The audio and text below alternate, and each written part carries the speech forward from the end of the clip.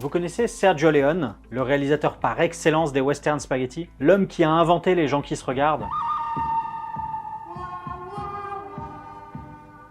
Et à la fin de sa vie, il avait encore des films incroyables à nous montrer. Cette fois-ci, il souhaitait réaliser un film historique sur le siège de Leningrad pendant la Seconde Guerre mondiale. Il a lu le livre Les 900 jours de Harrison Salisbury en 1969. Et ça lui a direct parlé. Ça lui a donné plein d'idées de mise en scène. Mais bien sûr, on n'est pas sur un petit projet là. Ça lui coûtera autour des 100 millions de dollars. Et on compte pas les dépassements de budget là. Le monde se divise en deux catégories.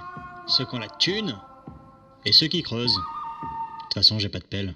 Mais bon, Sergio, avec les succès qu'il a eu avant ça, il les a eu ces 100 millions de budget. Mais ce qui va bloquer le projet, c'est l'exigence principale. C'est le siège de Leningrad. Alors ça doit être réalisé à Leningrad. Et avec la guerre froide, ça va complètement bloquer le projet. Jusqu'en 1985 avec l'arrivée de Gorbatchev au pouvoir. Un tournage devient enfin possible et le projet se concrétise de plus en plus. Robert De Niro est d'ailleurs annoncé comme rôle principal. Ils avaient déjà bossé ensemble sur Il était une fois en Amérique. Nous sommes maintenant en avril 1989. Bon bah Sergio, je crois qu'on est bon, hein, on n'a plus qu'à signer le contrat maintenant. On se dit mardi.